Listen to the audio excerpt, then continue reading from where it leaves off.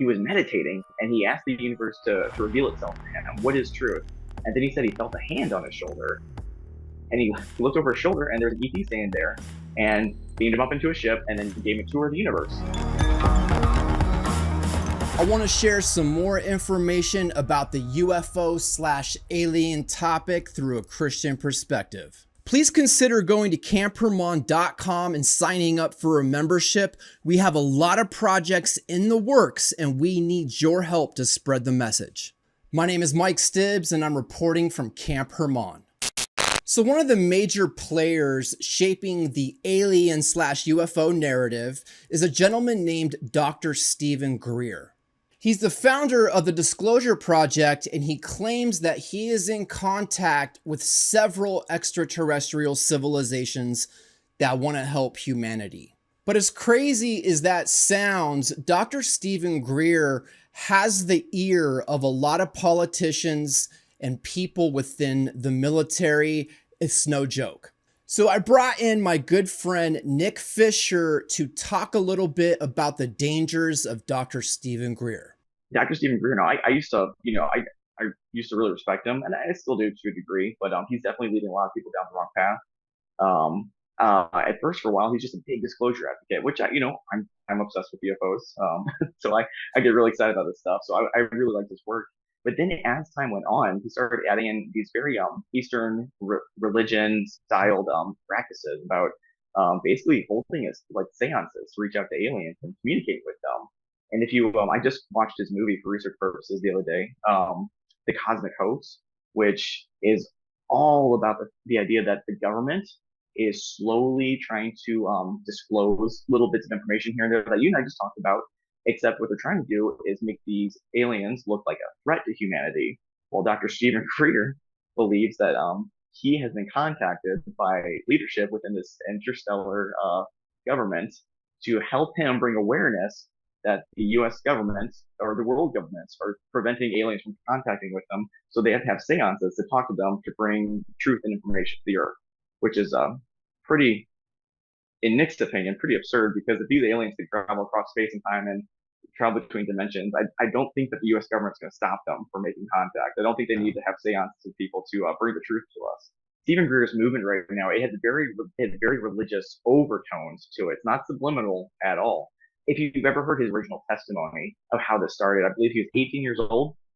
He said he went to a high point. He was meditating and he asked the universe to reveal itself to him. What is truth? And then he said he felt a hand on his shoulder. And he looked over his shoulder and there's an ET standing there and beamed him up into a ship and then gave him a tour of the universe.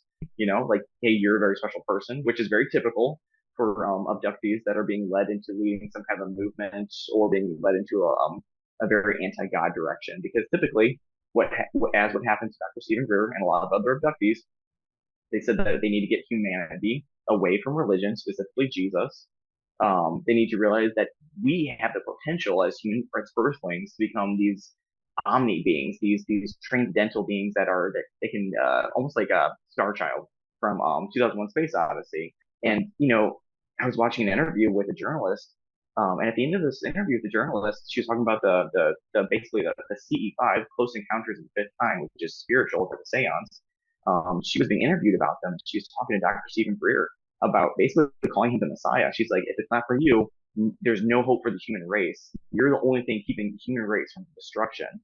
So according to Greer, the ETs need to lead the human race away from religion and let them help us evolve into a higher consciousness so we can enter a new golden age led by the alien saviors. I find this topic extremely important as the enemy has been playing the long game or the long con for thousands of years to distract the human race away from God. In Matthew 24, starting at verse 4, Jesus warns us and says, "Take heed that no one deceive you.